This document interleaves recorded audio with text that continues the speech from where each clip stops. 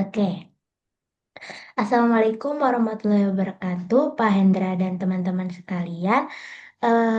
Di sini kami berdua ingin presentasikan dan menjelaskan tentang kebocoran data KPU yang ada di Indonesia pemilu tahun 2024. Nah, sebelum presentasi ini dimulai, izinkan kami berdua untuk memperkenalkan diri terlebih dahulu. Perkenalkan, saya Nashwa Kamilah dengan NIM 187251088 dan rekan saya yang bernama. Dan saya Noraka Pramudiana dengan nomor NIM 187251089.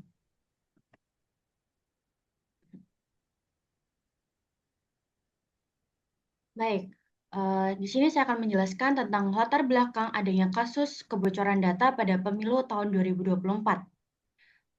Pemilu tahun 2024 ini menjadi momen penting demokrasi Indonesia yang menuntut transparansi dan kepercayaan publik.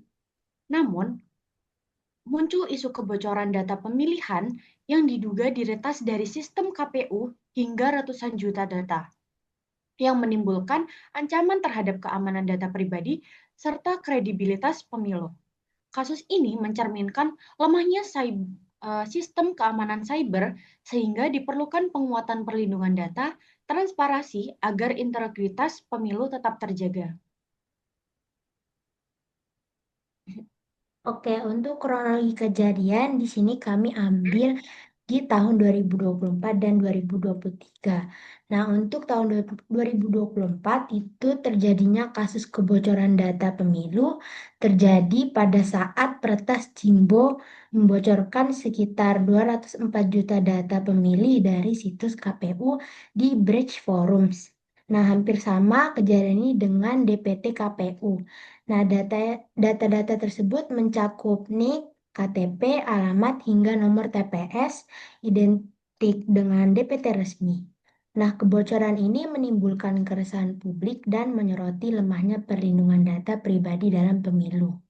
Nah, untuk kronologi kedua pada tahun 2023 terjadinya kasus kebocoran data KPU memuat pada tepatnya tanggal 27 November 2023 saat akun Jimbo merilis jutaan data pemilih di forum gelap.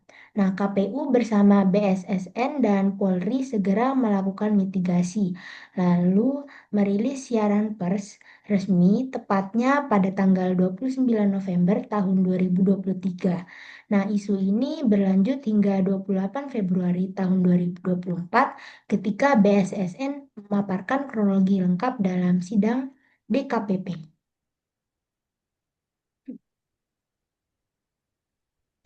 Nah, untuk selanjutnya adalah analisis kasus. Kasus kebocoran data di PT Pemilu 2 tahun 2024 menunjukkan lemahnya sistem keamanan cyber yang dikelola oleh KPU sebagai penyelenggara pemilu.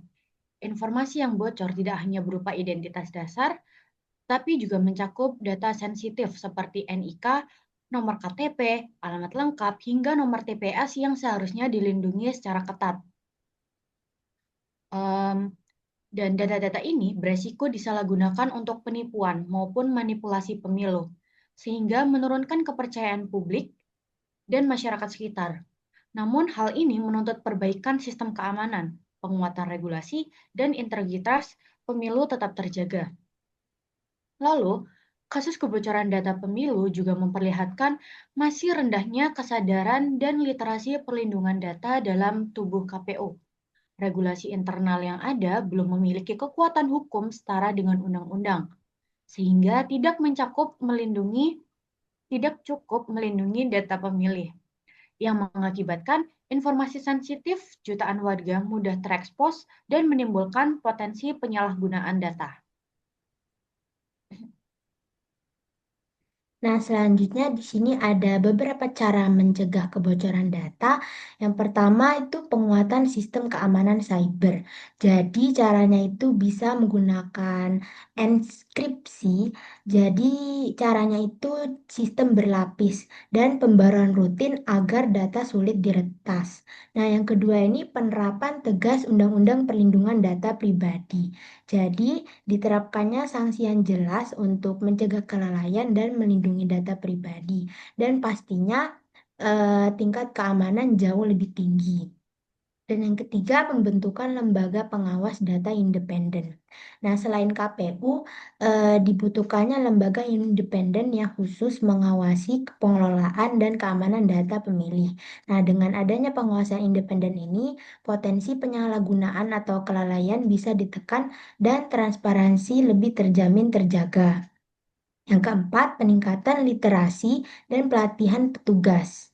Jadi, petugas KPU perlu diberikan pelatihan rutin untuk meningkatkan pemahaman keamanan cyber agar petugas tidak lalai dalam melakukan hal tersebut seperti itu. Terus, yang terakhir, yang kelima, pembatasan akses dan publikasi data. Jadi, pembatasan akses ini hanya untuk pihak berwenang dan dihindari publikasi data sensitif. Jadi, hanya pihak yang berkepentingan yang akan diberikan akses. Nah, dengan pembatasan ini, peluang kebocoran data akibat akses ilegal atau penyalahgunaan akan berkurang pastinya seperti itu.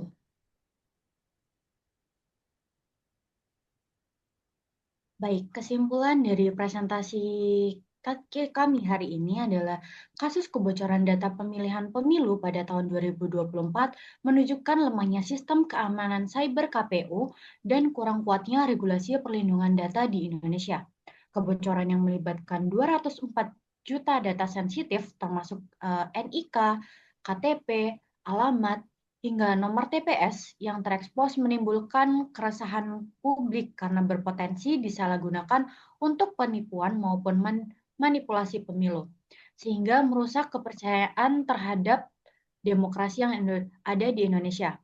Oleh karena itu, kasus ini menekankan pentingnya penguatan sistem keamanan digital, pembentukan lembaga pengawasan independen, serta peningkatan literasi perlindungan data di kalangan penyelenggara dan masyarakat untuk menjaga integritas demokrasi di Indonesia.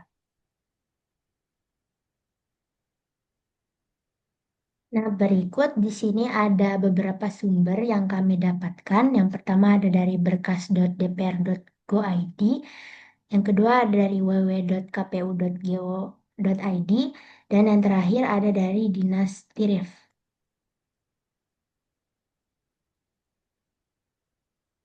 Oke, cukup sekian presentasi dari kami berdua. Kurang lebihnya mohon maaf.